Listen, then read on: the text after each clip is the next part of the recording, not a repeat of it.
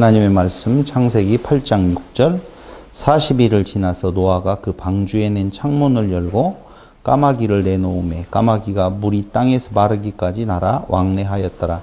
그가 또 비둘기를 내놓아 지면에서 물이 줄어들었는지를 알고자 하매 온 지면에 물이 있으므로 비둘기가 발붙일 곳을 찾지 못하고 방주로 돌아와 그에게로 오는지라 그가 손을 내밀어 방주 안 자기에게로 받아들이고 또 7일을 기다려 다시 비둘기를 방주에 내놓음에 저녁 때에 비둘기가 그에게로 돌아왔는데 그 잎에 감람나무 새 잎사귀가 있는지라 이에 노아가 땅에 물이 줄어든 줄을 알았으며 또 7일을 기다려 비둘기를 내놓음에 다시는 그에게로 돌아오지 아니하였더라. 아멘. 지난 시간 우리는 아라랏산에 대한 내용을 이야기를 하면서 죽음의 산이지만 그곳이 곧 안식의 산이라고 하는 내용을 다시 확인해 보았었습니다. 마태복음 11장 28절에 보면 수고하고 무거운 짐진 자들아 다 내게로 오라. 오면 어떻게 한다? 내가 너희를 쉬게 하리라.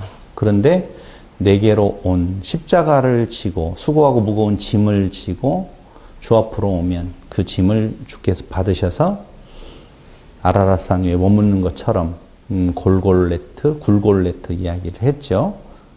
거기에 기둥에 달려서 그 저주를 당신이 받으시고 그 저주가 우리하고 상관이 없는 것이 아니라 바로 해골의 곳에 세워진 그 기둥을 통하여서 언약의 기둥을 통하여서 우리가 그 안에서 죽는다. 그것이 곧 뭐라고요? 안식이다라고 말씀을 드렸어요. 그래서 성경에 보면 안식 후 첫날이라고 하죠. 그러니까 죽음이 뭐예요? 안식이라고 그 말이에요. 우리는 죽고 살아남이 안식이라고 생각하는데 안식 후 첫날이라고 하는 내용에 있어서 그것이 곧 안식이다라는 이야기를 지난 시간 말씀을 드렸어요. 그게 왜 안식이에요? 나의 목이 떨어져 나가고 그리스도의 몸으로 다시 살 수 있는 기초가 마련된 것이다 라고 보시면 되죠. 그래서 그 지난 시간까지 우리는 물이라고 하는 내용이 두 가지 의미가 있다고 그랬어요. 하나는 하나님의 심판이요. 두 번째로는요, 물은 구원의 복음을 뜻하는, 그렇죠? 그렇죠. 단비가 되어질 수 있다니까요. 그래서 이제 물이 그치게 되어졌었을 때 땅에서 솟아나는 물도 그치고 무엇도요? 하늘의 창문도 닫힌다. 이렇게 나온단 말이죠. 이제는 다시 은혜의 단비가 올 필요가 없어요. 이미 내릴 때에 그 내리는 것이 땅에서 솟아나는 물에 의해서 심판이 되어지지만 그 심판 가운데 하나님의 은혜가 선포되어지는 은혜의 단비가 같이 있다는 거예요. 그 뒤에는 이제는 물이 필요 없게 되어지는 모습을 지난 시간까지 같이 살펴보았어요. 그래서 베드로전서 3장 21절에서 보면 그때 그 물은 구원의 표요, 세례라 이야기했죠. 또한 그 물은 뭐예요? 아모스 8장 11절에 보면 말씀이다 라고 하는 내용으로 볼 수가 있죠. 아모스 8장 혹시 기억하세요? 뭐죠? 내용이? 한번 보실래요? 아모스 8장? 아모스 8장 11절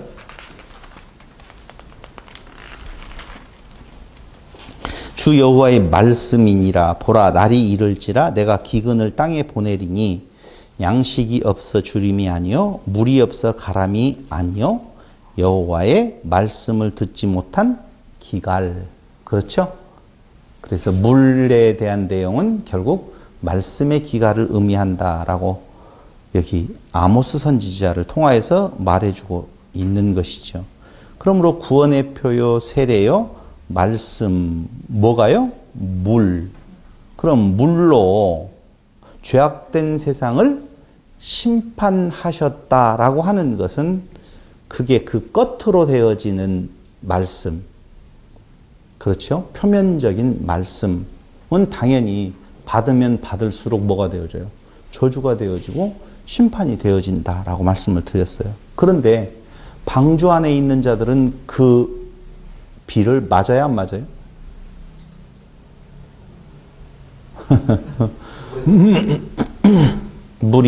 비가 오아를 쏟아질 때 그 물을 맞느냐 안 맞느냐?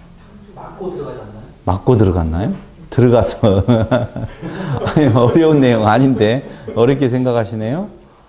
당연히 방주는 그리스도에 대한 표징이라고 말씀을 드렸잖아요. 그러니까 그리스도가 맞아요. 그 안에 있는 우리는 그리스도를 통해서 맞는다. 조금 전에 설명했잖아요. 수고하고 무거운 짐진 자들아 내게로 오면 그가 다 담아버렸어요. 방주 안에. 근데 비는 누가 맞아요? 방주가 맞아요. 저주는 그리스도가 받는데 그 안에 있는 자들에게까지 어떻게 해요? 바뀌었다고 그랬잖아요. 그래서 우리 머리가 떨어져 나간다고 그랬잖아요. 그러니까 우리는 간접적으로 맞는 거죠. 간접적으로. 이게 중요한 이야기예요. 예, 간접적으로. 그래서 예수를 통해서 우리는 죽음에 들어가게 되어져요. 우리끼리 죽으면 영원한 사망이죠. 뭐. 영원한 사망. 그리스도 안에 들어가서 그 그리스도의 그 죽으심을 통하여서 그 죽으심이 우리에게 전달되어지면 그것이 곧 쉼, 안식이 되어진다라고 말씀을 드렸어요. 그 내용 되게 쉽게 들어봤네요. 그랬어요? 그러면 정말 다행이고. 그래서 그 물로 사실은 구원을 이루시며 생명을 주신다는 것이죠. 그 물로. 그래서 에스겔서 우리가 지난번에 살펴봤던 34장 18절 맑은 물을 마시게 하고 에스겔서 34장 한번 보실래요? 34장 18절에 보면 너희가 좋은 꼴을 먹는 것을 작은 일로 여기느냐? 어찌하여 남은 꼴을 발로 밟았느냐? 너희가 맑은 물을 마시는 것을 작은 일로 여기느냐? 어찌하여 남은 물을 발로 더럽혔느냐? 나의 양은 너희 발로 밟은 것을 먹으며 너희 발로 더럽힌 것을 무엇하다? 마시는도다. 무슨 물이라고 그래 나와요? 맑은 물 나오죠? 근데 에스겔서 36장 25절을 보면은요. 거기 또 맑은 물을 나오는데요.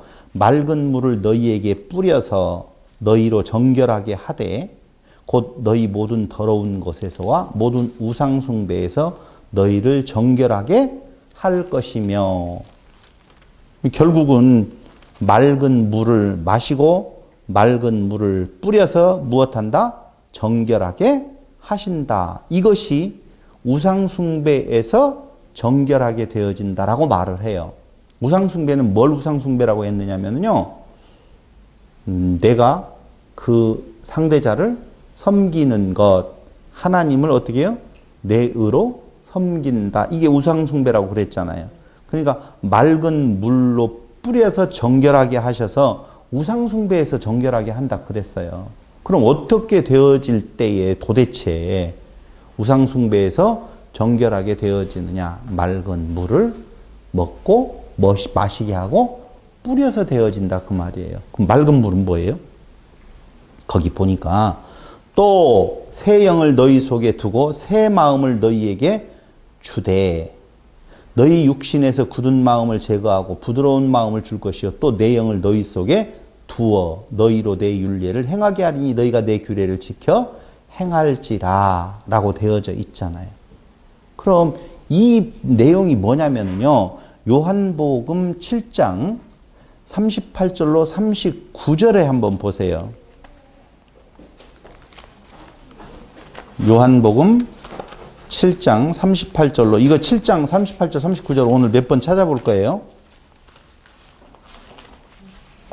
7장 38절로 39절에 보면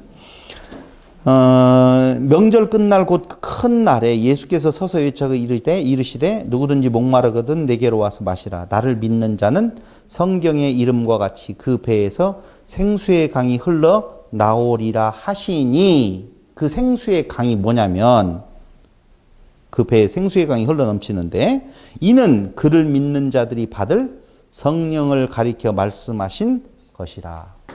뭐라고요? 성령이라고 나오지 않아요. 근데 맑은 물로 이야기를 하다가 새 영을, 내 영을 너희 속에 둔다 그랬잖아요. 자, 비교해 보자고요.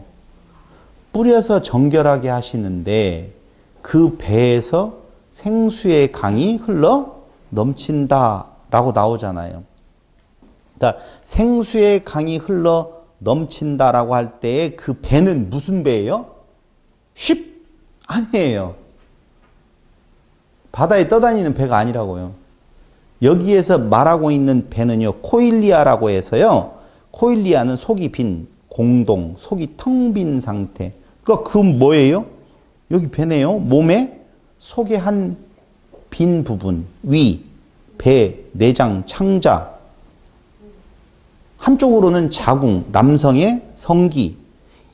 그런데 이 요한복음 7장 38절에 쓰이는 것은요, 그 인간적인 그 속을 말하는 것이 아니라 인체의 숨은 곳, 속, 마음이라고 보셔야 돼요. 그러니까 자, 그 이야기는 뒤에 가서 풀기로 하고, 지금 여기에서 말하는 것은 새 마음, 영이라고 할 때 성령, 요한복음 7장을 통해서 보니까 뭐라고요? 성령이라고 그랬잖아요. 그러면 성령은 우리가 공부한 대로 이야기하면 푸뉴마 하기오스, 깨끗한 말이라고 말씀을 드렸잖아요. 그러니까 그 배에서 생수의 강이 넘친다, 성령이 넘친다는 말은 이제는 그 배에서 성령 깨끗한 말이 나온다. 정결케 되어진 상태를 지금 말하는 거라니까. 정결한 상태가 안 되어지면 들어가는 것이 더럽다, 나오는 것이 더럽다? 나오는 것이 더럽다라고도 말하잖아요.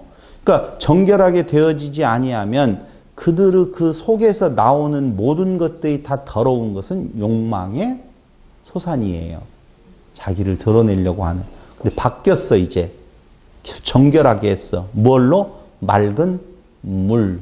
말씀으로. 말씀의 진정한 그 의미를 알게 되어져서 이제 그곳에서 나오는 것이 생명수 강, 생수의 강, 배에서 푸뉴마 하기오스, 그리스도만 나오게 되어져 있다 그 말이에요. 히브리서 10장 22절에 보면은요, 맑은 물로 씻음을 받았다라고 나오죠. 히브리서 10장 22절.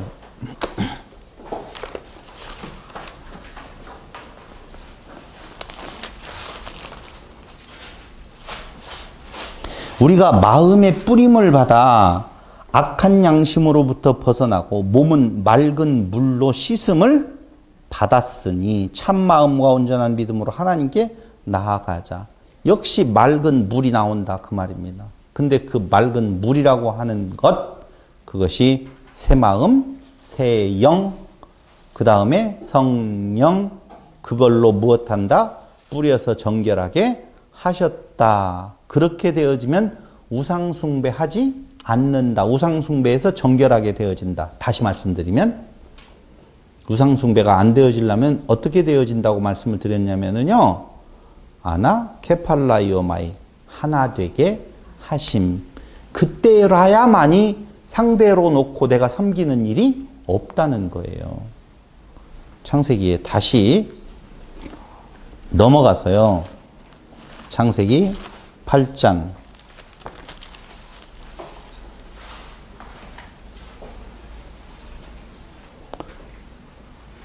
그래서 윗물, 아랫물이라고 하는 내용 쪽에서 볼 때에 그 물로 구원을 이루시며 생명을 주시는 내용이 사실은 노아의 홍수 사건에서 중요한 포인트예요.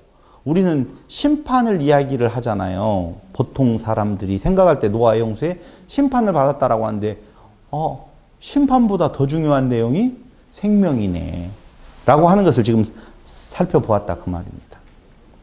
그럼 이제 물이 감아여지고 땅에는 물이 있었을까요? 없었을까요?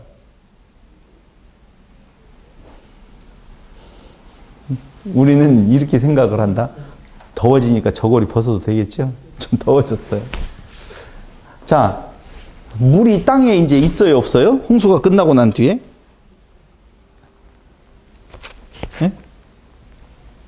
있어요? 있을까요? 어디에 있어요? 한번 보게요. 있는가 없는가?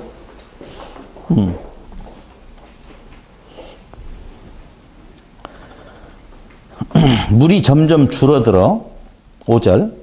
열째 달 곧 그 달 초하룻 날에 산들의 봉우리가 보였더라. 이렇게 나오죠. 까마귀를 내놓음에 까마귀가 물이 땅에서 마르기까지 날아 왕래하였더라. 마르기까지.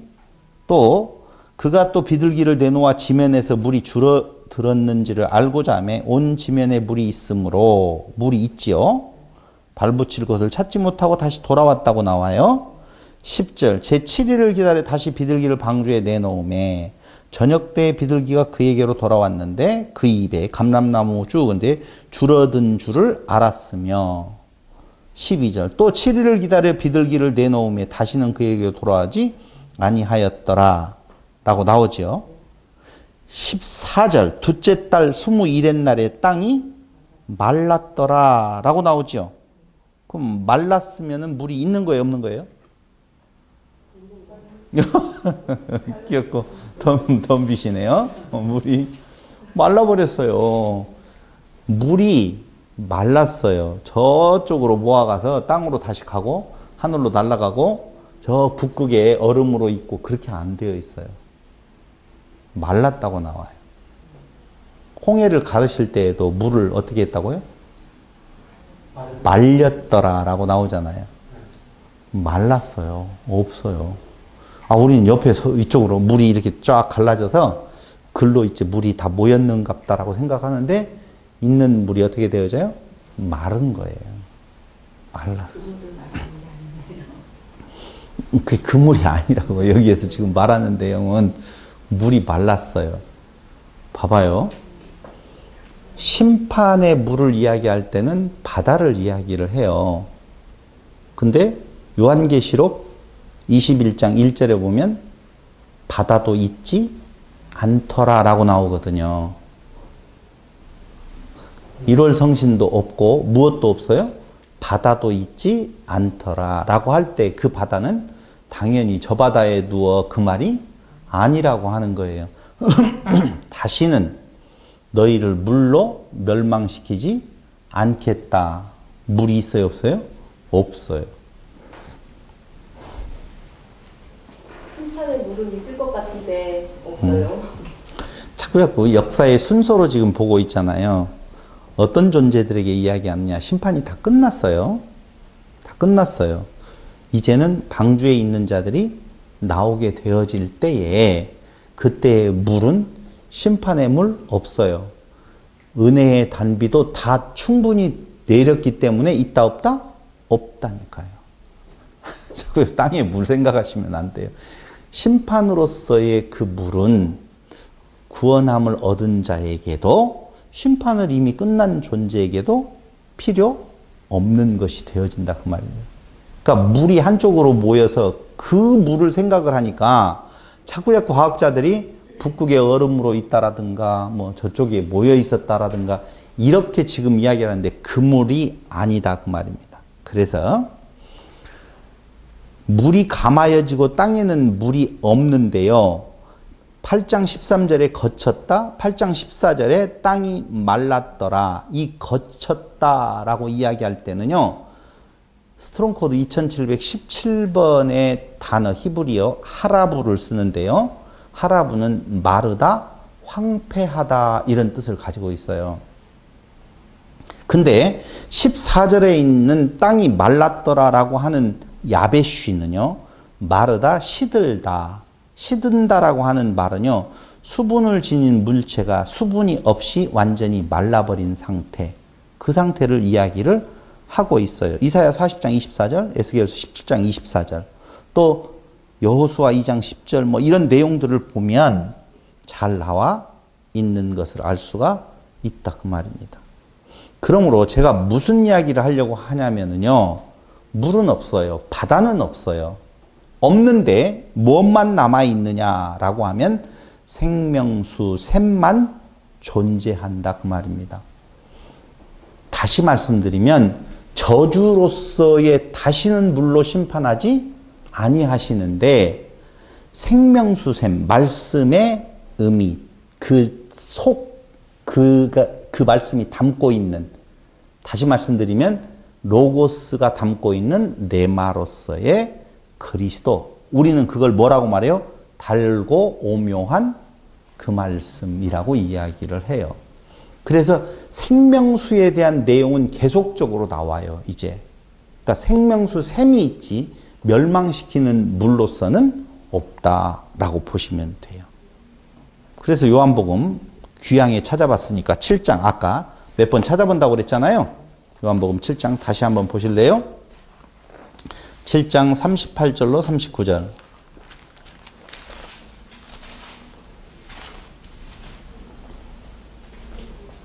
누구든지 목마르거든 내게로 와서 마시라. 나를 믿는 자는 성경의 이름과 같이 그 배에서 생수의 강이 흘러나오리라. 그 배에서 흘러나온대요. 아까 코일리아, 코일로스에서 유래되어진 건데 코일로스는 속이 비었다. 속이 텅 비었다라고 하는 의미를 담고 있는데요. 중요한 것은요. 거기 몸에 속이 빈 부분이라든가 내장, 창자, 위 이것을 욕망의 자리라고도 봐요. 성경에 이제 예를 들어주면 나오는데 그러면서 사실은 인체의 숨은 곳 속 마음을 뜻하는 것이 요한복음 7장 38절에 나오고 있는 내용이 그런 의미예요. 그러니까 너희가 내게로 오면 거기 7장 38절 나를 믿는 자는 나를 믿는 자 피스튜오지요. 그러니까 피스티스에 의해서 피스튜오 된 자들 간직하게 되어진 자들은 그 배에서 뭐가 나오느냐 생수의 강이 흘러 나온다. 그러므로 거기 생수의 강인 이유는 왜 생수의 강이 나오냐 죽기 전 상태에서 안에서 나오는 내 속에서 나오는 내 마음에서 나오는 것은 다 더러운 것인데 이제 그리스도의 심장으로 바뀌었단 말입니다. DNA 바뀌었다고 그랬잖아요. 바뀐 상태에서 나오는 것은 그게 생수의 강.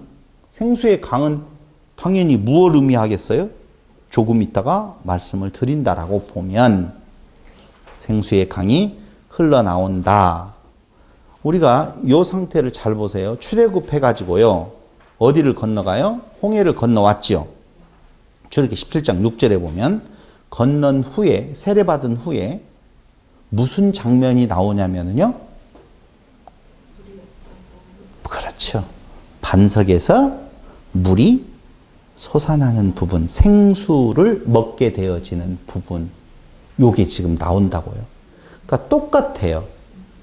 그러니까 그들이 방주에 있어서 그동안에 물이 있겠어요? 없겠어요? 무슨 물이 있겠어요? 다 거기는 이제 물에 의해서 심판을 받게 되어지는데 남는 개념은 심판의 물은 말라버리고 무엇만 남게 되어지는 건가? 생수, 생명수, 그 배에서 아까 방주는 빈 속이잖아요. 그러니까 그리스도 안에 들어가 있는 데에서 나오는 것이 하나가 되어서 거기에서는 뭐만 나온다? 생수의 강이 넘쳐난다 라고 이야기를 하는 거예요. 요한복음 4장 14절 한번 보실래요?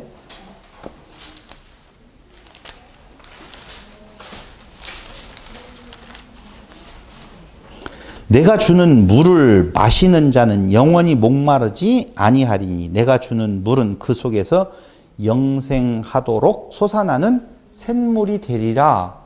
내가 주는 물이에요. 근데 그리스도가 주는 물을 그리스도 안에 있으니 내게서 나오는 물도 무슨 물이 되겠어요? 생수의 강이 되어지지요. 그 배에서.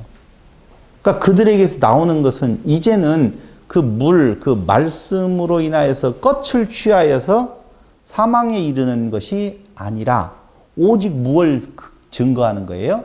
그리스도를 증거하는 거예요. 근데 참 묘한 사건이 하나 벌어지는데요. 물이 다 감하고 첫 번째 방주에서 나가는 존재가 있죠? 그게 뭐예요? 까마귀예요. 까마귀는 왜 나갈까요? 까마귀를 내어 보내요. 왜 나가요? 혹시 물이 감했는지를 알아보기 위해서 까마귀를 내어놨더니 이놈 시키는 그냥 도망가 버렸고, 왕래하였더라 이렇게 나오잖아요. 왕래하였다라는 말은 배와 거기를 왔다 갔다 하는 것이 아니에요. 조금 이따 이제 말씀을 드릴게요. 왕래했다는 말은 그런 뜻이 아니에요. 까마귀는 나가버렸어요. 그냥 내어보냈어요. 나가버린 것이 아니라, 지 스스로가 나간 것이 아니라 내어보내요. 그 다음에 비둘기를 내어보내서 물이 감했는지를 확인하는 작업을 두 번째 시행을 하는 거예요. 그러니까 달라요. 까마귀를 내어보냈는데 안 해가지고 비둘기를 내어보낸 것이 아니라, 까마귀를 내어보내는 그 사건은 다른 의미를 가지고 있고, 비둘기를 내어보내는 것은 물에 감한 부분을 확인하는 부분이에요. 이해됐죠? 거기까지는 이제 그렇다 치고. 그래서 요한복음 4장 14절, 계시록 7장 17절 또 한번 보세요. 계시록 7장 17절.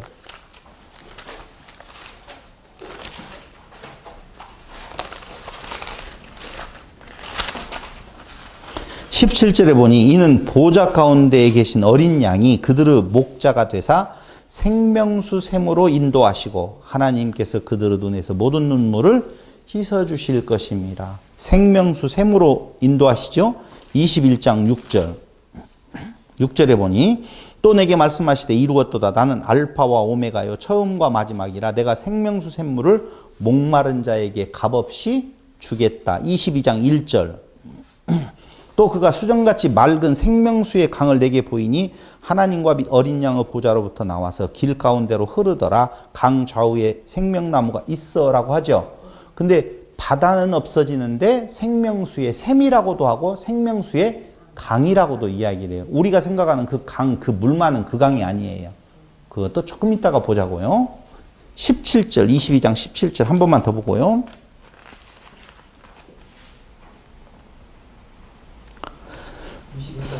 22장 17절. 성령과 신부가 말씀하시기를 오라 하시는도다. 듣는 자도 오라 할 것이요 목마른 자도 올 것이요 또 원하는 자는 값없이 생명수를 받으라 하시더라 라고 말씀을 하고 있잖아요. 그러니까 이제 홍해를 건넌 후 다시 말씀드리면 방주에서 나오게 되어지잖아요. 그렇게 되어지면 물은 있다 없다? 없고 무슨 물만 있어요? 생수, 생명수. 그래서 바다는 없다라고 했는데 22장에 보니까 생명수의 강이 있네. 아, 바다는 짠물이고 강은 민물이다. 그 말이 아니고 저주로서의 바다는 없어지고 이제는 말씀의 제대로 된 의미 그리스도만 증거되어지는 것이 강이라 그 말이에요. 그래서 강은 어떻게 해요? 창세기에서 두 강이 흘러나오잖아요. 그런 것들이 다 나타나는 그 강물이라고 하는 개념은요, 생명수로서의 말씀을 의미하는 것이다 라고 보셔야 된다 그 말입니다. 그래서 물로 심판하지 않겠다는 게 그렇죠. 그런 의미입니다. 말씀이 이미 왜 물로 심판하지 않느냐? 날 때부터 무엇하기 때문에? 악하기 때문에. 악하여 짓는 것이 아니라 이미 악하기 때문에 그 말씀이 가면 그것이 뭐예요? 심판이에요. 그러니까 이제는 그런 내용 아니라는 것이죠. 다시는 물로 심판하지 않겠다라고 하는 내용은 하늘에서 떨어지는 물로 이 물바다를 만들지 않겠다는 말이 아니라는 것이죠. 그리고 또 넘어가 보세요. 조금 뭐 우리의 욕망의 자리라고 하는 것이 더 보면 되지만 조금 바빠요. 오늘까지 저기까지 가려면 바쁘니까 제가 이 부분은 뭐 넘어가도 여러분들이 될 것 같아요.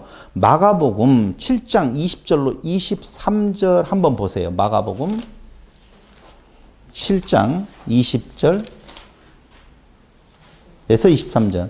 또 이르시되 사람에게서 나오는 그것이 사람을 더럽게 하느니라. 아까 이야기한 거예요. 속에서 나오는 것이, 속에서 곧 사람의 마음에서 나오는 것은 악한 생각, 이 마음에서 나오는 것, 거기가 어디라고 써요? 배라고 이야기하는 코일리아라고 그랬어요. 악한 생각 곧 음란과 도둑질과 살인과 간음과 탐욕과 악독과 속임과 음탕과 질투와 비방과 교만과 우매함이니 이 모든 악한 것이 다 속에서 나와서 사람을 더럽게 하느니라. 그 말이죠. 생수의 강이 흘러나오는데 그 전에 사람들은 생수의 강하고는 전혀 반대되어지는 심판받을 내용이 마음에서 나온다는 거예요. 근데 거기 나오고 있는 악한 생각, 음란, 도둑질, 간음, 음란, 간음, 음탕 다 똑같은 말인데 이렇게 지금 같이 쓴 것은요. 지금 표면적으로 나오는 인간 세계에서의 그런 내용이 아니에요. 다 뭐예요? 제단에서 자기의 의를 드러내는 하나님을 앞에다 두고 내가 하나님을 섬겨드리는 그런 것들이 다 자기의 악독함이요, 속임이요, 음탕함이요, 질투요, 비방이요 다 그런 의미를 지금 담고 있다 그 말입니다. 이 생수의 강이 흘러나온다라고 할 때 생수는요. 자오 플러스 휘도르예요. 휘도르는 물. 자오는요. 사는 것. 죽었다가 다시 사는 것. 병든 자가 낫거나 회복되는 것. 생명을 가지다 영원히 살다 그런 의미를 가지고 있거든요. 이해됐어요? 그러니까 죽었다가 다시 살아났어요. 물에 의해서 죽었다가 표면적으로 내 안에 있는 모든 것들은 다 죽음이에요. 사망이에요. 근데 그게 바뀌었어요. 어떻게 바뀌었어요? 그리스도의 심장으로 바뀌었단 말입니다. 거기에서 나오는 것은 생수의 강이 흘러나오게 되어지기 때문에 당연히 자오 휘도르 그 생수의 강이 죽었다가 다시 사는 병든 자를 낫거나 회복시키는 사는 것 그건 말한다고. 우리에게서 나가는 것은 당연히 뭐예요? 자오 휘도르 생명수의 강에서 넘쳐나는. 그래서 거기 에덴에서 발원하여 강이 두 갈래로 간다고 그러잖아요.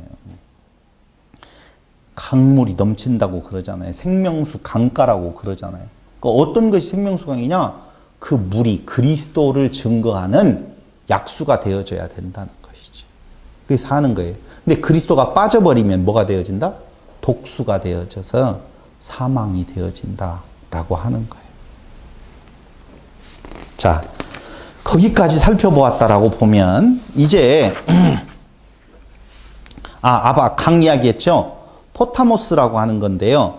거기는 아시다시피 강하면 뭐가 떠올라요? 세례, 생수의 강, 세례의 장소요. 생수의 강이 떠오르잖아요. 그래서 요한복음 4장 10절에서 그건 아니죠. 요한복음 4장 10절 다시 한번 보세요.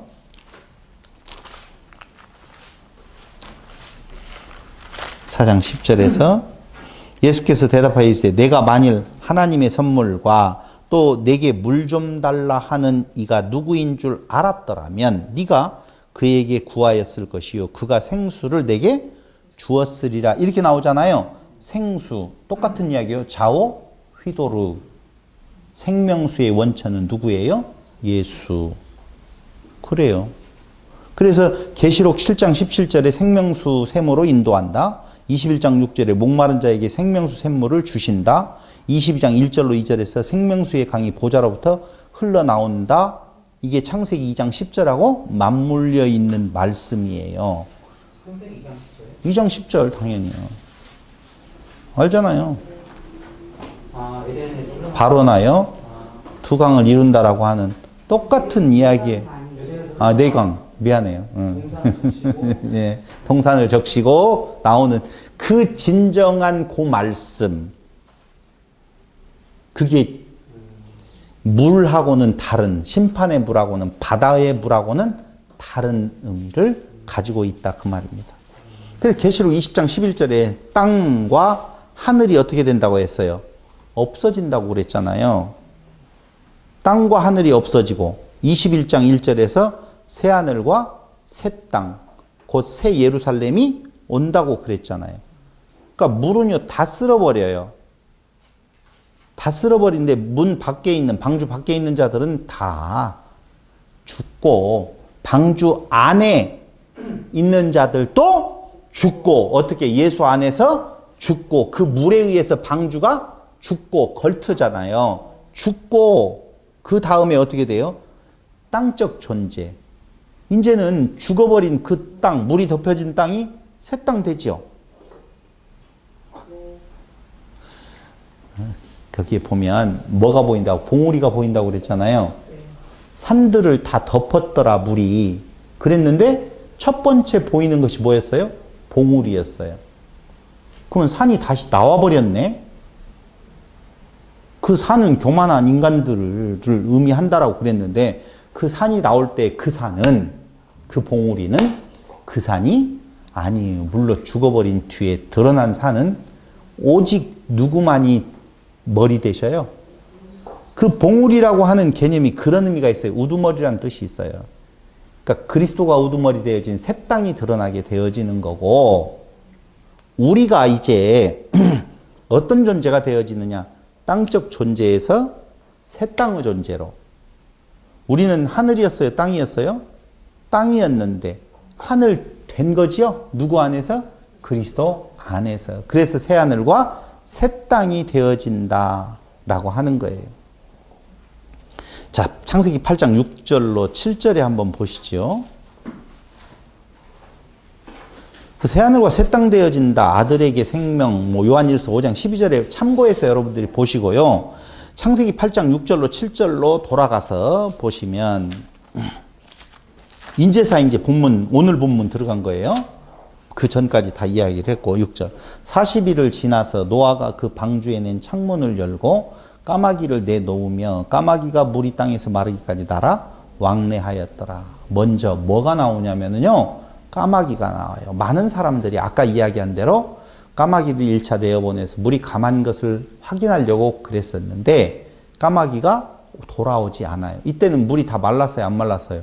안 말랐어요. 근데 어떻게 안 돌아올까? 그래서 이렇게 말을 해요. 까마귀는 사체를 먹고 시체를 먹고 살기 때문에 그 물에 떠있는 시체마다 돌아다니면서 먹기에 한눈 팔려가지고 안 한다, 안 돌아왔다.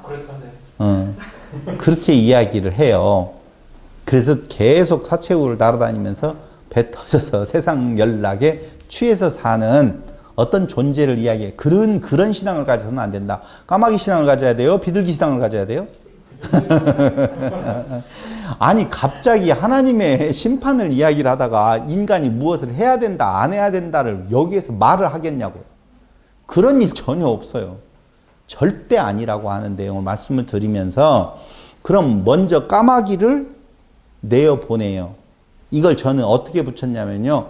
까마귀가 떠나고 라는 거예요. 그 공동체 안에서 무엇을 내어보내느냐면요. 까마귀를 내어보내요.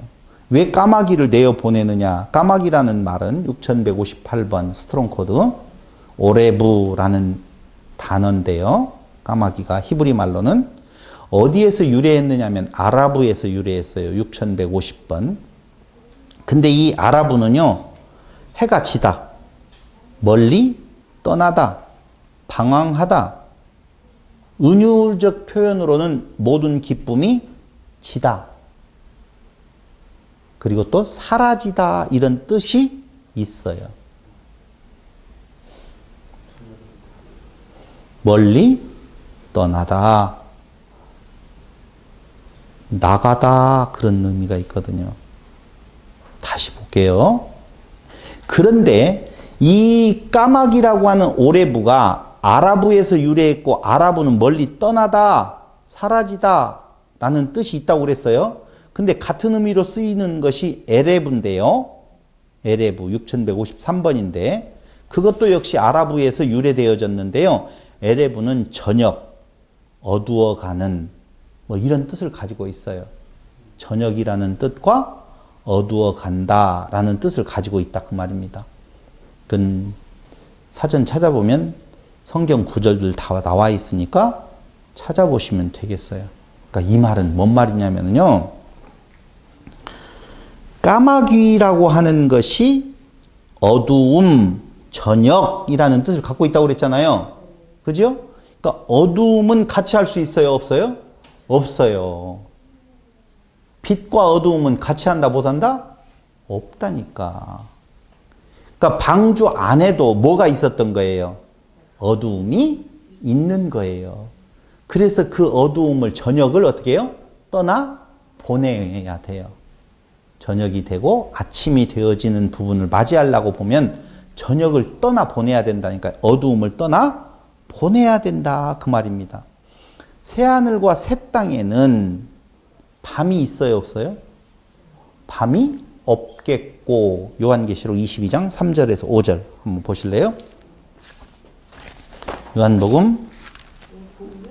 요한계시록 22장 3절로 5절.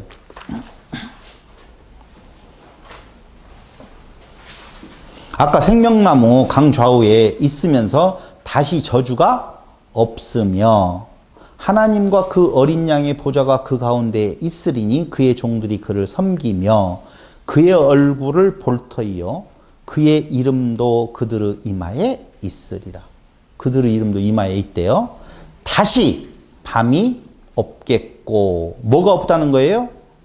아라부, 에레부가 없다 그 말이에요. 히브리 말로 말하면 등불과 햇빛이 쓸데없으니 이는 주 하나님이 그들에게 비추심이라 그들이 세세토록 왕노릇하리로다 그 말이에요. 다시 밤이 없는 상태.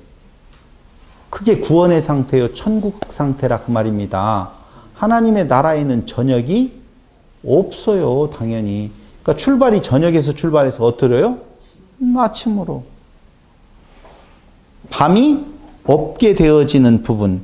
그래서 멀리 떠나다. 까마귀는 본래부터 뭐 한 거예요? 멀리 떠나다. 지금 그 말을 갖고 있다니. 그러니까 멀리 떠나 보내야 된다 그 말입니다. 이 밤이 아니에요. 에베소서 5장 8절 보세요.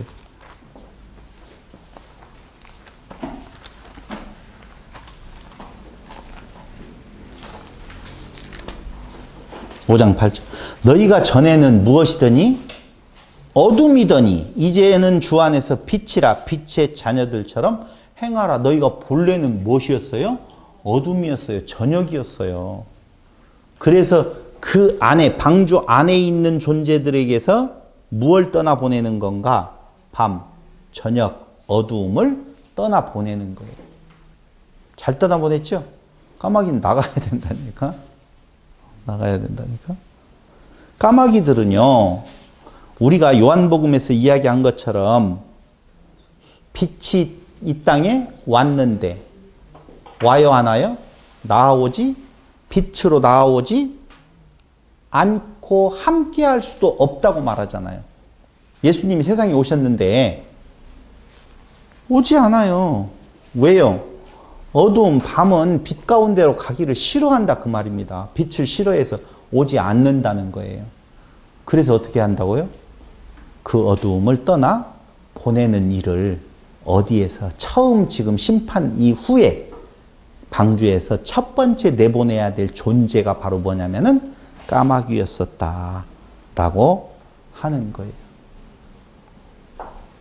나라 왕래하였다라고 하는 아까 그 말이잖아요. 나라 펄럭펄럭 해가지고 왕 없어요. 나라라고 하는 말이 야차라고 하는 단어를 쓰고요. 또 왕래할 때에 나라 왕래 이렇게 쓰잖아요. 근데 이 나라라고 하는 단어가 야차예요. 왕자도 야차를 써요. 똑같이 야차예요. 내는요 슈브를 쓰거든요. 슈브 히브리 말로 이렇게 보면 그러니까 야차 슈브예요. 자 됐죠. 근데 이 야차라고 하는 단어는요 성경에 1000번 이상 쓰여요. 1000번 이상 쓰이는데 한 번도 날다라는 단어로 쓰여진 적이 없어요. 여기에서만 지금 날다로 번역을 한 거예요. 그러니까 그렇게 펄럭펄럭 날아가는 것이 아니고 나아가다, 진행하다, 떠나다, 나가다. 봐봐요. 아까 이야기했어요. 까마귀가 어떻게 됐다고요? 나가다, 멀리 떠나다, 사라지다 이런 뜻을 가지고 있다고 그랬잖아요. 그런데 그 단어와 똑같은 의미로서의 뭘 하고 있다고요? 야차를 또 쓰고 있다니까. 근데 이 야차라고 하는 단어는요, 떠나가고 나가고 진행하는데 다시 돌아오지 않을 때 야차라는 단어를 써요. 다시 돌아오면 야차가 아니라니까. 야차라고 하는 단어, 떠나가다라고 하는 단어를 쓸 때에는요, 그게 다시 돌아오지 않는다는 것이 전제되어지는 거예요. 그래서 떠나가는 거예요. 참 재밌죠? 방주 안에 있어요, 지금. 까마귀를 지금 내어보내네요. 까마귀. 그래서 제가 쭉 이야기하고 있는 것이 구원의 확신이라고 말하지 말라는 거죠. 방주 안에 어둠이 없을 거라고 생각을 했는데 방주 안에 어둠이 있어요. 예. 우리는 자꾸 어둠이 없어버리면 방주 안에 들어간 자는 다 구원함을 얻었다라고 자신할 수가 있잖아요. 근데 그 안에서 또다시 타락이 나와야 안 나와요? 그 안에 있었던 존재들에서. 또 나온다니까, 그게. 그러니까 하나님께서 그 존재의 완전함을 위하여서 무엇을 내어보내는 작업? 까마귀를 내어보내는 작업. 다시 돌아온다, 안 돌아온다? 안 돌아온다는 것을 전제하는 거예요. 그러니까 나라 2번 반복해요. 왕래했다라고 하는, 우리 왕래는 왔다 갔다 하는 걸로 생각을 하잖아요. 그 말이 아니고 야차와 야차, 날아서 가버렸다 그 말이에요. 그래서 그 가운데 굳이 그 말을 왕래하는 걸로 보면 이 배하고 왕래하는 것이 아니라 지가 알아서 왔다 갔다 배를 떠나서의 왕래의 개념으로 굳이 여기에 맞춰준다면 그렇다 그 말이에요. 방주 안에 있는 자들에게도 그럼 심판이 있는 게 되버리잖아요. 그래서 우리는 자꾸 그걸 나를 놓고 봐요. 우리는 방주 밖에 있어요, 안에 있어요? 이렇게 보면 안 된다는 거예요. 아니 나를 놓고 보지 않는다 하더라도 네. 방주를 예수라고 우리가 예수의 상징이라고 이야기했을 네. 때 사실은 무리 없이 심판이 없다라고 생각했지만 그 안에서 어떤 까마귀가 있다는 건 그 안에 있는 자들에게도 심판이 있다는 거죠. 그걸 전체적으로 한 통으로 보면은요, 창조의 역사라고 보시면 된다고 말씀을 드렸던 이유는 뭐 때문에 그러냐면은요, 모든 존재들의 창조의 역사는 그 과정에 있는 거예요. 시간적, 시대적 구분이 아니다라고 하는 거죠. 아니라고 이해 충분히 하고요. 네. 이따 끝나고 말씀드리겠습니다. 이것도 중요해요, 지금. 자꾸 그 방주 안에서의, 그리스도 안에서의 구원을 지금 이야기를 하면 다시 생명수도 필요 없고 밖에 나와서 부활이라고 하는 개념이 필요 없는 거예요. 그러니까 제가 왜 구원의 확신이라는 말을 그렇게 말할 수 없다라고 이야기하느냐라고 하면 아까 이야기한 대로 그 안에는 아직 밤이, 어두움이 있어요. 근데 이 물에 내어보내는데, 비둘기를 내어보내는데요, 몇 번 시도하죠? 3번 시도예요. 3번 시도예요. 다 의미가 있는데, 자, 조금만 넘어가서. 그래서 다시 돌아오지 않을 때 쓰이게 되어지는데, 하나님의 그 안에 새 창조에 대한 작업은 완벽한 작업을 하신다니까요. 무엇을 내어보내는 작업까지? 까마귀, 밤, 어두움을 내어보내는 작업까지를 통하여서 완벽한 구원을 이루시는 창조의 역사를 하신다라고 지금 보여주고 있는 거예요. 그 존재가 다시 그 육체를 가지고 있는 그 존재가 완전히 다른 짓을 안 한다라는 말이 아니라 하나님에 대해서 이야기를 하고 있다고 그랬어요. 그 다음에 야차, 나라, 왕, 야차, 레, 슈브라고 하는 게 되돌아, 가다, 되돌아, 오다라고 하는 뜻이 있는데요. 돌아가다라고 현재 여기에서는 쓰였어요. 그러니까 방향을 돌리다, 돌아서다. 그런 의미예요. 다른 의미로 반대적인 개념으로 써요. 돌이키다, 회복하다, 새롭게 하다 할 때도 슈브를 쓰는데요. 여기에서는 어떻게 하다? 돌아가다. 어디로? 너의 살던 땅으로 어두움은 글로 내어 보내버린다. 그 말입니다.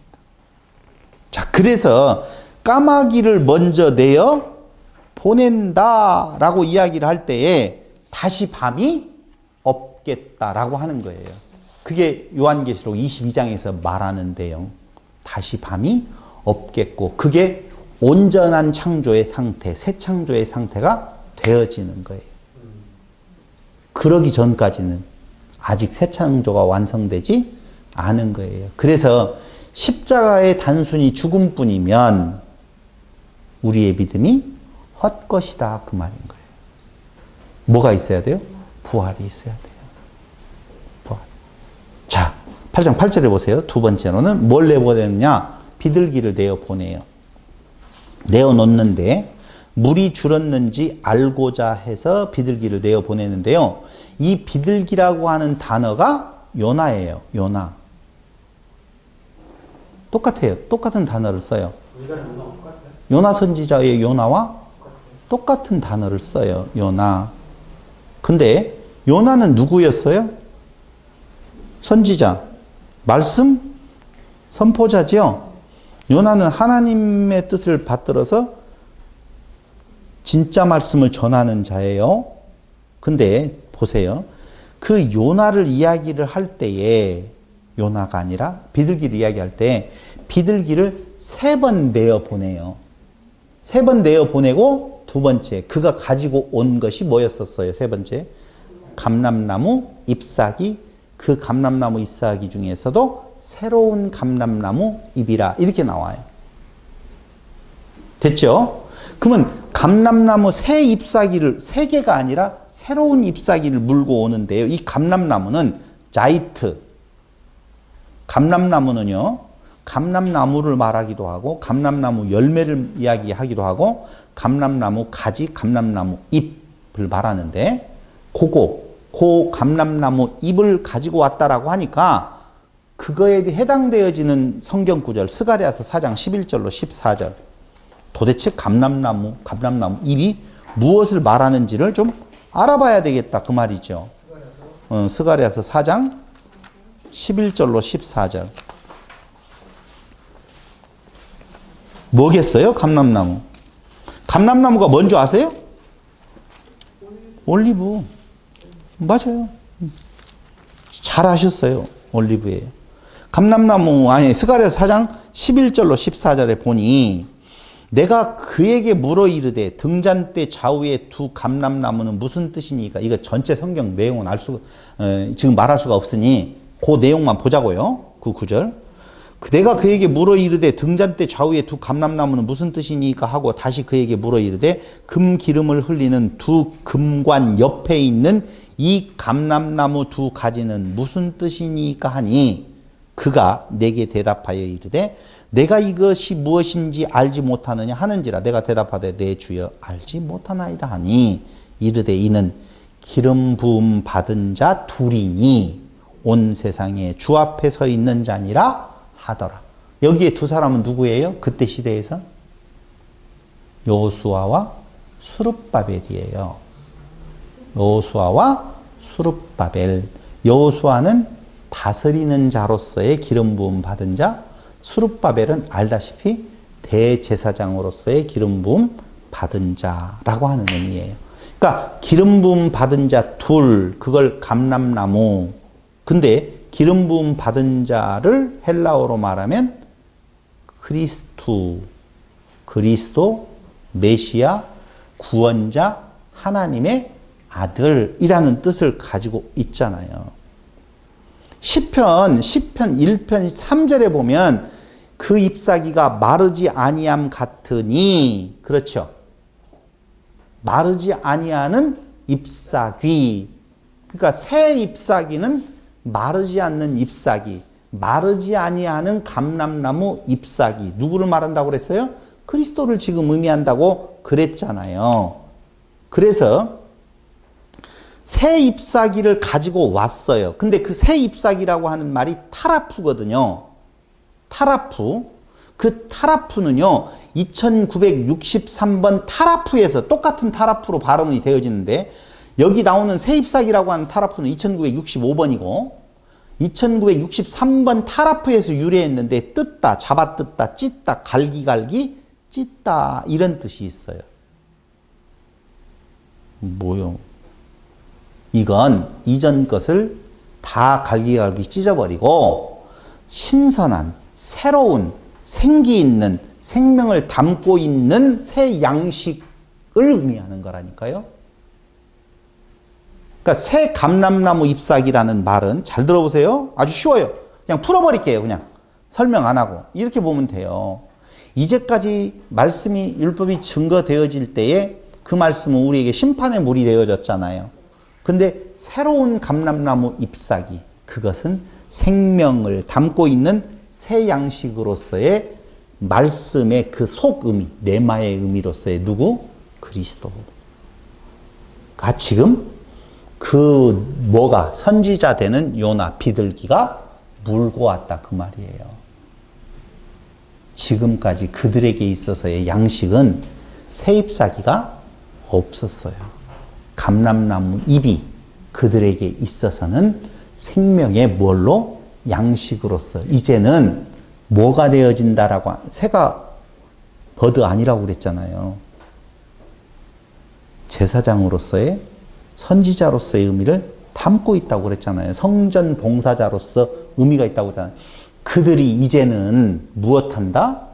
그 말씀을 율법을 지켜 행해야 될 것이 아닌 그리스도로 증거한다. 그러면 뭐가 되어져요? 생명이 되어진다 그 말이에요. 심판은 없고 생명의 소식을 이제는 증거하고 있다. 이제 나가면 돼요. 그게 부활이에요. 그게 부활이라고. 그러니까 율법의 본뜻, 새 하늘과 새 땅이 된 자들에게 양식은요, 율법이 가지고 있는 본뜻을 알게 되어지는 것이지, 그 겉으로 드러난 지켜 행해야 될 율법으로, 규범으로 안 알려지게 되어 있다라고 하는 거예요. 그래서 예수님이 스스로를 뭐라고 그랬어요? 나는 산 떡이라 그랬죠. 이 떡을 먹는 자는 죽지 아니하고 영원히 산다라고 이야기할 때 그 떡이 바로 뭐냐면은 새 감람나무 잎으로서의 새로운 새 양식을 지금 의미한다라고 하는 거예요. 근데 내용은 뭐냐면 그걸 몇 번 내어보내요? 3번 내어보내요.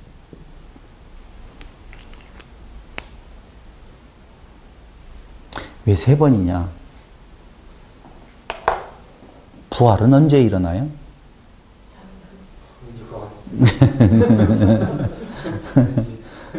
당연해요. 사흘.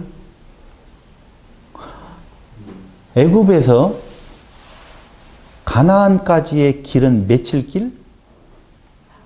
사흘 길이에요. 3일 길. 그 길을 몇 년간 돌아요? 40년. 몇 년간 종살이에요? 400년. 산은 땅의 숫자라고 그랬죠? 인간의 노력으로 되는 줄 아느냐? 몇 년? 40년, 400년 다 그 관계예요. 하나님의 하시는 일은 며칠 만에? 사흘길, 3일. 요나는 며칠 동안 물고기 뱃속? 3일 동안. 그래서 요나, 선지자, 말씀을 증거, 새 잎사귀를 가져오는데 며칠 걸리느냐? 3일 걸려서 이제는 어디에요? 밖으로 나가게 되어지는 거예요. 7일을 기다린다는 얘기군요. 그 7일이라고 하는 것은 완벽하게, 완전하게 이제는 됐겠지 하고 내어보내는 거죠. 그러니까 기다릴 만큼 기다리잖아요. 기다려서 물이 이제는 말랐는가라고 하는 내용이거든요. 근데 아니에요. 첫날 무덤가에 가도 살아나요, 안 살아나요? 안 살아나요. 둘째 날 가도 안 살아나요. 며칠째? 사흘째 되는 날 부활이 있다 그 말이에요. 그러니까 이건 예수의 부활 안에서 부활하게 되어지는 것을 지금 그려내고 있는 장면이라 그 말입니다. 왜 저녁 때에 비둘기가 돌아왔을까요? 응? 거기까지는 내가 안 봤어요. 밤에 돌아왔다라고 하는 내용이 왜 그랬는지 그건 내가 다시 한번 다음 주에 이야기를 하도록 하고, 거기 그렇게 나와 있어요? 밤에 돌아왔다고? 저녁 때 비둘기가 그에게로 돌아왔는데. 저녁 때에 돌아왔다고. 11절이요. 11절? 어디? 8장 11절. 저녁 때에 비둘기가 그에게 돌아왔는데 그 입에 감람나무 새 잎사귀가 있는지라 이도와 땅에 물이 줄어든 줄을 알았으면 또 7일을 기다려 비둘기를 내놓음에 다시는 그에게로 돌아오지 아니하였더라. 아직 밤이 안 가셔졌겠네요. 그건 내용이네요. 아직 저녁의 상태가 남아있는 상태라고 하는 내용에 있어서 이제는 밝은 빛의 세계, 문을 열고 사람들이 문 밖으로 나가야 되겠죠. 나가야 되잖아요. 이제 무덤에서 열고 나가야 되잖아요. 그러니까 거꾸로 우리가 자꾸 반대로 생각하는 경향이 있다는 것이죠. 우리는 밤이 나쁜 거라고 생각을 하지만 그 밤을 통해서 어디로 가요? 낯으로 가게 되어지는 아침을 맞이하는, 그래서 부활 후 첫날이죠. 그럼 부활하기 전에는 아직 무슨 상태에 있어요? 밤의 상태라고 하는 내용으로 보셔도 전혀 문제될 것이 없을 것 같아요. 그래서 완벽하게 노아의 홍수는 무엇을? 심판과 그리고 십자가의 죽으심과 다시 부활에 대한 내용. 근데 그곳에 우리가 심판의 장소에 있었고 그리스도 안에서 죽음을 당하고 그리스도 안에서 예수 안에서 죽음을 당하고 그리스도로 뭐가 된다? 부활되어진다. 이것이 무슨 창조? 새 창조. 그래서 새 창조의 사건이 아주 리얼하게 잘 표현되어져 있는 것이 세상에 비가 내려서 홍수가 왔다라고 하는 그 기사하고는 상상할 수도, 비교할 수 없는 바로 복음의 메시지를 담고 있는 것이 오늘 노아의 홍수 사건이다 라고 하는 것을 말씀을 드리면서 새하늘과 새 땅이 된 자들의 양식은 뭐라고 그랬어요? 오직 예수 그리스도 밖에는 없다. 산 떡이다. 라고 하는 것입니다. 뭘 통하여서? 율법, 말씀을 통하여서 그리스도를 발견하게 되어지는 것, 그것이 새 하늘과 새 땅 된 자들의 모습이에요. 먹는 것은 같은 의미를 갖고 있다고 그랬잖아요. 내가 뭘 먹느냐는 것은 먹는 거하고 같이 되어진다고 그랬잖아요. 내가 그리스도를 먹는 것은 당연히 내가 그리스도 됨이라 그 말입니다. 근데 이걸 그리스도 된다라고 이야기를 해서 사람들이 자꾸 신경 쓰인다라고 해서 그리스도의 지체 뭐 이렇게 붙여놓으면 조금 덜 거부감이 좀 있는 것 같아서 우리가 그리스도의 지체는 떨어져 있다 하나다 그리스도다 이렇게 이야기를 하니까 네가 뭐리냐 이렇게 듣는 것 같아서 그리스도의 지체 아나케팔라이오마의 통일 하나다라고 하는 개념. 그들에게 있어서는 말씀은 이제는 창세기 첫 번째에 가서 선악과라는 지식나무로 먹는 것이 아니라 뭘로? 생명나무로 먹게 되어지는 그 율법이 내게 있어서 그리스도 외에는 우리에게 참 소망이 없음을 알게 되어지는 것을 간직하게 되는, 그걸 뭐라고 말해요? 피스튜오, 믿음, 갖게 되어진 믿음, 주어진 믿음 안에 사는 거라 그 말이에요. 믿음 안에 사는 건 또 뭐예요? 정리 하나 해볼까요? 끝없이 우리에게 있어서 우리를 괴롭히는 두 가지 내용이 저는 있다고 생각은 해요. 성도들에게 있어서. 그 하나가 우리의 육체의 사멸 후에 오는 어떤 세계에 대한 내용이 굉장히 궁금하고, 두 번째로는요, 어떻게 살아야 될 것인 건가 라고 하는 것이죠. 어떻게 살 것인 건가에 대한 내용이 굉장히 궁금한 것 같아요. 그러니까 어떻게 살으라는 말이냐 라고 할 때 다시 뭘로 돌아간다? 율법의 어떤 조항을 택하여서 그걸 어떻게 맞추어 보려고 하는 건데요. 그거 아니라고 말씀 몇 번이고 지금 드리잖아요. 그럼 마음대로 살아야 되냐. 어떻게 사는 건가에 대한 내용을 말을 할 때는 구원과 연관되어져서 우리는 어떻게 할 수가 없다고 말씀을 드렸어요. 그럼 어떻게 할 수가 없으니까 우리는 마음대로 살아도 되네요 라고 하는 그 기준은요, 철저히 무엇을 기준으로 놓고 이야기를 하는 건가? 일반은총 영역 안에서 윤리와 도덕적인 면이에요.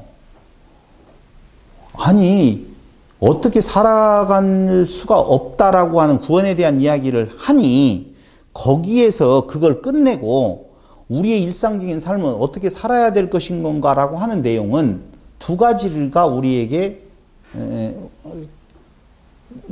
그 어떤 영향을 미쳐요.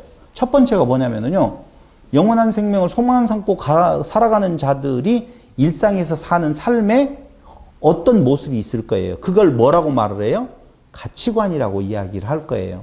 가치관이 형성되어져 있는 그쪽에서 세상을 살아갈 때의 모습이 있을 거고, 두 번째의 기준은 뭐예요? 윤리와 도덕이에요. 그 사회가 가지고 있는 규범이라는 거거든요. 그러니까 그걸 그렇게 살으라고 한 적 있어요, 없어요? 마음대로 살아. 그 규범에 대한 이야기를 마음대로 살아라고 한 적이 없는데 그냥 되는 대로 살아라고 이야기하는 내용은 너의 행위로 말미암아서 구원에 이를 수 있는 어떠한 길이나 방법이나 힘이 없으니 그렇게 살 수 있는 것이 아니야 라고 결론을 내린단 말이에요. 근데 그 말을 그럼 마음대로 살아도 되네. 뭐 죄를 더 져도 되네. 너 무슨 죄를 더 지켰느냐라고 그렇게 성경이 말하는 의미는 구원에 대한 내용에 있어서의 아무것도 할 수 없는 존재라고 하는 걸 전제하는 거예요. 그럼 두 번째, 우리가 일상적인 삶은 도대체 어떻게 살아야 돼요? 1번, 그 형성되어진 가치관이, 새로운 피조물로서의 가치관이 세상을 바라보는 그 가치에 따르는 삶의 모습이 나와요. 그건 각기 달라. 새로운 피조물인지 아닌지도 알 수 없는 거예요. 알 수 없는 거라 그 말이죠. 그러니까 성경을 보면 정확히 아무도 알 수 없는 거예요. 없어요. 그러니까 새로운 피조물이다라고 하는 내용에 있어서 내가 피조물이니까 이렇게 가치관 가져가야지가 아니라 그 야고보서가 말하는 내용 그 말이에요. 믿음은 행위를 동반한다라고 할 때 너의 그 행위에 대한 내용은 나타나는 현상을 통하여서 그걸 볼 수 있다라고 하는 내용에 감만 잡을 뿐이지 그렇게 살아야 된다라고 하는 또 다른 규범이 아니라는 거예요. 그건 이렇다 저렇다라고 절대 말할 수가 없어요. 왜냐하면은요, 성경에는 윤리와 도덕에 대한 조항이 없어요. 인간이 살아가야 될 윤리와 도덕에 대한 내용이.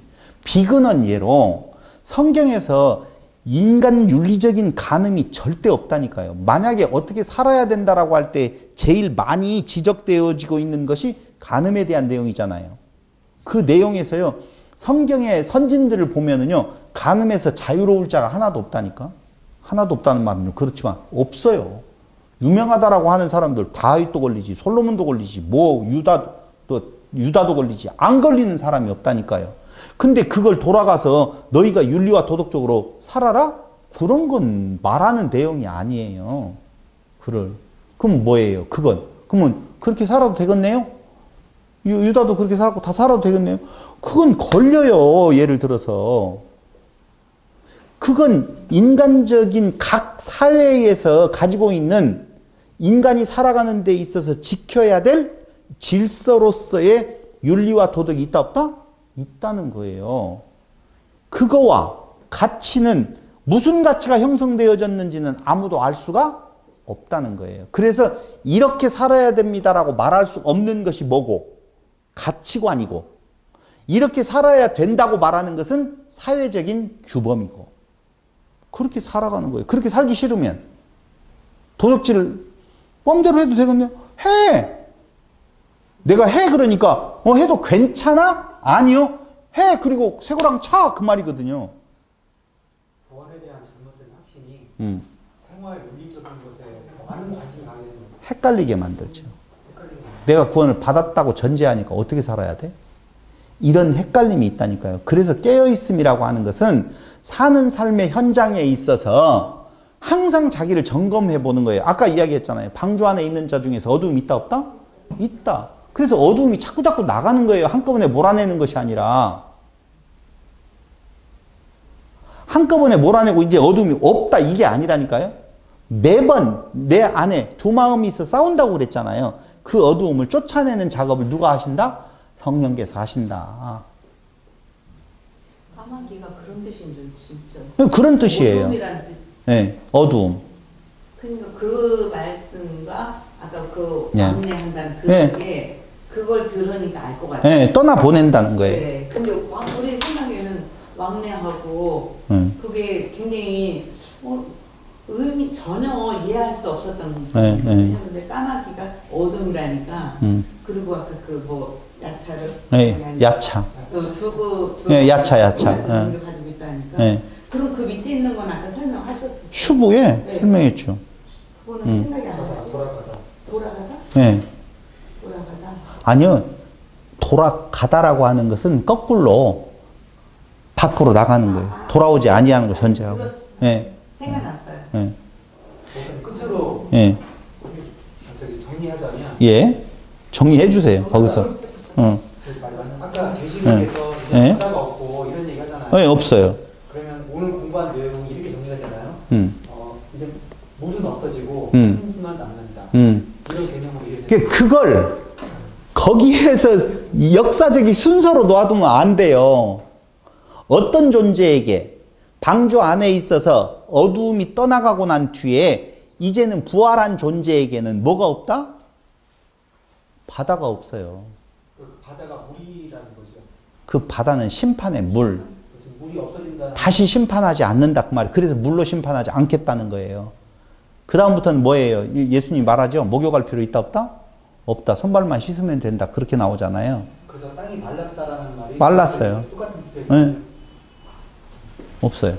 다시 물이 있지 않는다는 말이 이따 지구 땅덩어리에서 물이 사라져버린다는 말이 아니라 저주로서의 물은 더 이상 상관이 없게 해주신다 그 말이에요. 까마귀를 내어 보내요. 까마귀가 나가요? 내어 보내요. 지가 나가서 지 마음대로 그러는 것이 아니라는 것이죠. 그 안에 있는 걸 내어 쫓는 작업을 계속적으로 우리의 육체가 살아있는 한도 내에서는 계속적으로 창조의 일은 계속 하시는 작업이 그 내용이라고 말이에요. 방주 안에 들어갈 때도 예. 그건 주권에 의해서 들어가고요. 예. 방주 안으로 들어갈 때도 그렇죠. 근데 들어갔어도 어둠은 있다는 거잖아요. 있죠. 그러니까 아무도 구원을 받았다 말할 수 없어요. 말할 수 없어요. 네. 그리고 그리스도와 하나 되는지 아무도 알 수 없어요. 아무도 없어요. 그건. 누구도 그걸 이해할 수 누구도. 없어요. 그래서 성경은 그 구원에 대한 이야기를 사실적으로 하는 존재들이 있어요. 바울이나 이런 내용들을 너희의 내가 알았다. 편지를 쓸 때마다 그런 내용들을 이야기를 해요. 그러니까 그렇다라고 결론 내릴 수는 없지만 우리가 이렇게 표현할게요. 눈치챌 수는 있어요. 첫 번째 누구에게서? 스스로에게서. 자기 스스로가 내가 무엇인가 구원을 향하는 어떤 액션을 취해봐야 되겠다라고 생각하는 내가 있는지 없다라고 내가 완전히 손을 드는지 그 내용은 내 스스로가 알아요 몰라요? 알아요. 그것까지도 가짜일 수는 있어요. 정확히 알 수 없는 이게 정확하게 알 수 없어요. 그래서 깨어있으라는 말이 정말 중요하다는 거예요. 이 말이. 우리는 보통 구원을 받았다. 택한 자니까 이제 끝났어. 나는 뭐 절대적으로 그렇지 않아. 그러니까 니나 너 내 마음대로 살자. 마음대로 살아도 되네. 야 교회 가서 그냥 잘못했어요. 그러니까 그걸 방지하려고 뭐예요? 손 씻는 것은 있어야 된다. 자백은 있어야 된다. 그럼 자백 뭐 아니어도 괜찮아. 구원 받았으면 됐지. 난 마음대로 살 거야. 야 구원의 급수가 다르다. 금멸유관이 있고 먼멀유관이 있고 이런 것들을 갖다가 계속적으로 인간적으로 갖다 들이민다 그 말이에요. 깨어있음에 대한 내용이지요. 한 하루도 우리를 그냥 놓아두지 않아요. 그래서 바울이 날마다 내가 죽노라라고 고백하는 내용은요. 진짜 그 모습이 나오는 건 우리가 이론적으로 보면 바울은 구원 받았다고 받았다? 받았다. 이론적으로 보면 왜 받았다라고 말할 수 있다?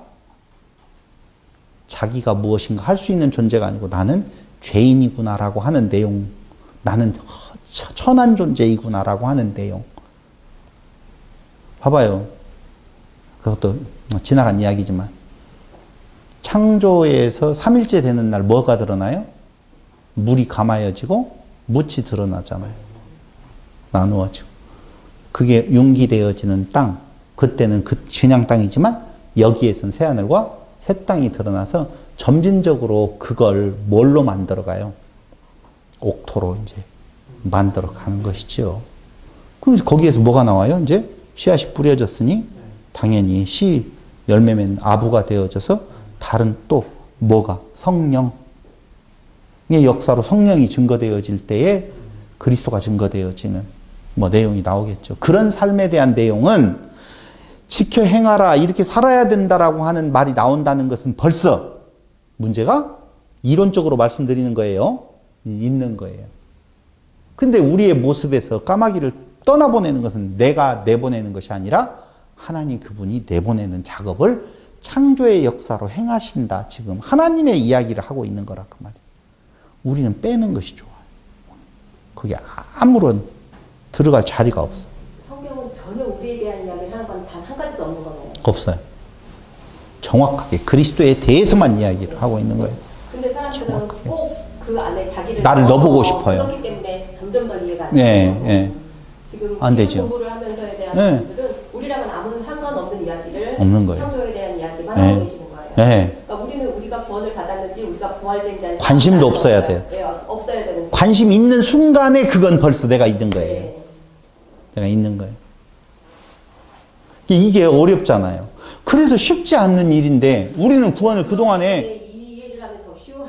너무 쉽지 않은 일인데 예수 믿는 것이 너무 쉽고 구원이 너무 쉽고 그냥 마음대로 살아도 되는 것이고 그걸 구원의 확신, 예정 이런 말로 다 갖다가 붙여놨기 때문에 도리어 한국교회나 세계교회가 잘못된 모습들을 보이고 있다라고 하는 거예요.